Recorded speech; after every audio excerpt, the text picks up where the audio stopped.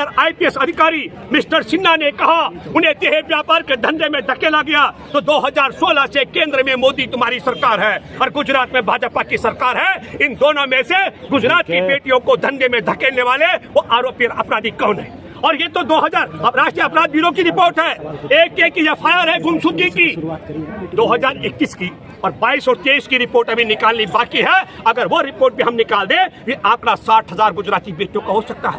तो असल फिल्म बननी चाहिए थी गुजरात पर, और सुप्रीम कोर्ट में बैठे जज साहब, फिल्म बननी चाहिए थी गुजरात की बेटियों को जिनको देह व्यापार के धंधे में धकेला गया भाजपा के केंद्र और राज्य सरकार डबल इंजन की सरकार के माध्यम से।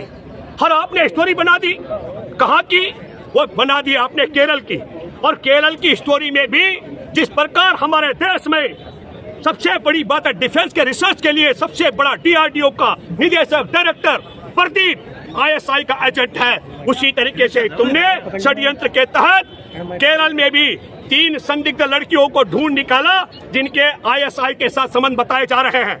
लेकिन मैं आपको बताना चाहता हूं अंधभक्तों, वो एक्टिंग करने वाली लड़की भी, उसका पति भी मुसलमान है। उसने टंकी की चोट पर कहा कि जिसको तुम बहुत उछल कूद कर रहे थे। तो मैं सुप्रीम कोर्ट में बैठे जजों से अपील करता हूं, लापता होती हो गुजरात की बेटियां, राष्ट्रीय अपराध ब्यूरो की रिपोर्ट के मुताबिक FIR दर्ज हो हर थाने में 41,621 की, तब मैं कहना चाहता हूं सुप्रीम कोर्ट में बैठे मुख्य न्यायाधीश जी, तमाम जिन जजों ने इसकी सुनवाई की, उनसे मैं अपील करता हूं, आप कहें तो मैं 41,621 गुजरात की बेटियों की लापता की FIR की सूची पूरी कॉपियां सुप्रीम कोर्ट में पेश करने की ताकत रखता हूं। आप पूछिए केरला स्टोरी बनाने वालों ने कहा 30,000 ये अपने बाप की संतान है, तो 300 गुमशुदगी की रिपोर्ट केरल की बेटियों की पेश कर दे, मैं मान जाऊंगा। रावत जी आज सुप्रीम कोर्ट ने झटका दिया है बंगाल सरकार को और तमिलनाडु सरकार को, जो वहाँ पे बैन किया गया था। सरकार ने कहा कि जब पूरे देश में चल सकता है तो ये केरला स्टोरी है वो तमिलनाडु में बंगाल में क्यों नहीं चल सकता है? देखिए नहीं, ये गलत, अगर आपने कहा, मैं सुप्रीम कोर्ट में बैठे जजों से अपील करता हूँ, हम कह रहे हैं जज भी देखेंगे। एक मिनट सुनिए, हम ये कह रहे हैं कि ये जो सवाल खड़ा कर रहे हैं, कहाँ दिखाया जा सकता है, नहीं दिखाया जा सकता है, ये ठीक आपको बताना चाहता हूँ कहाँ। अरे भाई उत्तर प्रदेश टैक्स फ्री कर दिया, इसके पीछे रुचि की बात भी मैं कर रहा हूँ। प्रधानमंत्री भी चुनाव प्रचार में लगे हुए थे और चुनाव में वोट कम, और केरला स्टोरी की ज्यादा प्रचार प्रसार मोदी कर रहे थे। हम ये कहना चाहते हैं सुप्रीम कोर्ट में बैठे जजों को, हो सकता है अगर ये संज्ञान नहीं है कि 41,621 लड़कियां गुम हुई गुजरात की, तो फिल्म गुजरात पर बननी चाहिए ना। हम ये भी कहना चाहते हैं फिल्म अगर बेटियों के लापता गुम होने की, और उसमें कौन गारंटी है कितने ISI के साथ जोड़ दिए होंगे, कितनों को IS के साथ जोड़ दिया होगा, क्या गारंटी है? जब हमारे देश में RSS का सबसे बड़ा कार्यकर्ता, DRDO का निदेशक ISI के लिए जासूसी कर सकता हो, तब ऐसी स्थिति में गुजरात से लेकर केंद्र तक दोहरी, मैं कहता हूँ डबल इंजन की सरकार में फिर कहना चाहता हूँ सुप्रीम कोर्ट में बैठे जजों को एक और खुला भी करना चाहिए कि इस पर फिल्म बननी चाहिए। और मैं फिर कहना चाहता हूँ हमारे देश में गुजरात के झूठों पर, मुझे गुजरात का झूठ बोलना पड़ा, झूठों पर, ठगों पर भी पिक्चर बननी चाहिए, किस तरीके से लोगों को ठगा जाता है, कैसे झूठ परोसा जाता है। मॉडल है सर, क्या बात कर रहे हैं, प्रदेश का मॉडल है गुजरात। कैसा मॉडल है? मोदी की देखा है 2014 नहीं, देखिए गुजरात जब है, गांधी का गुजरात तो पूरा दुनिया का मॉडल है, गांधी का गुजरात। और आप अब मोदी के गुजरात का जिक्र करते हो, हमारे देश के अंदर एकदम उठा करके देखिए, जिन जिन जगहों पर मोदी भाषणबाजी कर रहे हैं, वहां भाजपाई चुनाव हार रहे। मैं कर्नाटक का भी जिक्र करूं, 72 सभाएं की है मोदी और अमित शाह ने, और कितनी सीटें उनको मिली हैं, और 49 सभाएं की है प्रियंका गांधी और राहुल गांधी ने, उनको ज्यादा सीटें मिली हैं। ये लोकसभा की तैयारी है। कौन सी वाली? ये जो आपके केरला स्टोरी, कर्नाटक में जो रिजल्ट आया है, लोकसभा की तैयारी है। देखिए कर्नाटक, हाँ देखिए, मैं तो ऐसा भी देख रहा, कई मंद बुद्धि के लोग कह रहे हैं कि भाजपा ने परोस दिया है।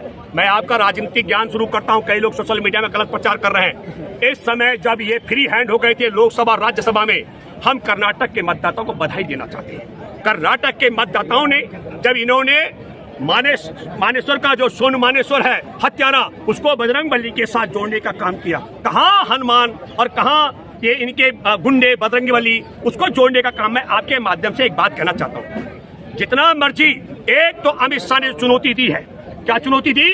दंगे कराएगा, मैं फिर एक अपील करता हूं हर एक कर्नाटक वासी से, जहां कहीं दंगा हो और सुप्रीम कोर्ट में बैठे जज जो केरला स्टोरी को सुन रहे हैं, मैं अपील करता हूं मेरी बात भी सुने। तत्काल इसके अमित शाह के खिलाफ गुजरात और कर्नाटक में दंगा फैलाने का मुकदमा दर्ज किया जाना चाहिए। दूसरा, मैं बधाई देना चाहता हूं कि उन्होंने दंगा फैलाने की धमकी देने वाले को खारिज कर दिया, और हमारे देश के अंदर जिस प्रकार की जिम्मेवारी कर्नाटक ने निभाई है, हमको लगता है दूसरा काम जो बड़ी ताकत के साथ किसने कहा, हमारे देश में कांग्रेस ने दावा किया वो बजरंग दल पर प्रतिबंध लगाने वाला है। किसी दल पर प्रतिबंध लगाने के लिए केंद्र की मंजूरी बहुत जरूरी होती है, और केंद्र की तरफ से आपने देखा कि नरेंद्र मोदी किस तरीके से उछल करके बजरंग बली के नारे लगाते बजरंग दल के पक्ष में, इसलिए हमें लगता है वो संभव नहीं हो सकता है। लेकिन मैं आपके माध्यम से कहना चाहता हूँ, सिद्धरामैया से अपील करता हूँ, मैं नए मुख्यमंत्री बनने वाले हैं, आपसे अपील करता हूँ ये दंगे करें, इन पर राष्ट्रद्रोह का मुकदमा डाल करके जमानत के लाले पड़ जाए, ऐसी धाराओं के तहत आपको इनको बुक करना चाहिए। ये मैं आपसे बागेश्वर हिंदू राष्ट्र बनाने की मांग करता हूं। देखिए, हमारे देश में जब खालिस्तान की बात करने वाले पर देशद्रोह का मुकदमा बनता है, तो ये जो देश में हिंदू राष्ट्र हमारे देश के संविधान की अनदेखी करके हिंदू राष्ट्र की बात कर रहे हैं, इन सब पर भी राष्ट्रद्रोह का मुकदमा बनना चाहिए। मुझे तो लगता है बिहार सरकार को ये पहल करनी चाहिए। जो राम जी को लाए वही जो, अरे भैया सुनो, इनको अब राम ने भी लात मार दी, हनुमान ने भी लात मार दी, अब वो चले गए, एक जादूगर है, उससे बढ़िया एक लड़की है, उस लड़की ने क्या कहा, वो लड़की क्या नाम है उसका, अरे को जादू देखती है वो सुहानी ने बहुत अच्छी बात कही। सुहानी ने कहा कि देखो ये फेस रीडर का मामला है, अब ये फेस रीडर इनके लिए भगवान राम और बजरंग बली से ऊपर हो गया। बिहार के लोगों से मैं अपील करता हूँ, ये राम तुम्हारा दामाद भी है, ये नहीं भूलना चाहिए। एक इन्होंने पाप किया, जय सिया राम होता है, इन्होंने सिया को राम से अलग किया, और अब इन्होंने अपने से राम और हनुमान को ही जुदा कर दिया, क्योंकि राम ने और हनुमान ने इनको धोखा दे दिया है। अब इनके शरण, अब धीरेन्द्र के शरण में चले गए, वो एक जादूगर आदमी है, वो जादू टोना करके जो कुछ कर दिखाता है, उससे कहीं कह दे की बात सुहानी करके सुहानी दावा करती है कि मैं आपका जादू टोना करने से 10 लाख की भीड़ इकट्ठा कर। देखिए आप सुनो, आप एक बात समझिए, 10 लाख की भीड़ जनता ने नहीं खड़ी की है, RSS और बीजेपी के पास प्रतिष्ठा का सवाल है, तमाम बुड़बक लोगों को इकट्ठा किया जा रहा है। एक बात बता दूं, मैं सबसे कह रहा हूँ, एक भी बुद्धिमान व्यक्ति इन बाबाओं का भक्त नहीं हो सकता है, आप समझ रहे हैं ना। अरे ये नया आसाराम बना रहे हैं उसे, अब वही आसाराम था पहले, जिस आसाराम को बुलाने के लिए 8-10 कुंवारी कन्याएं स्विमिंग पूल में उसे नहलाती थी, और बाद में आपको पता है कि आसाराम ने क्या क्या किया, वो आप सबके सामने।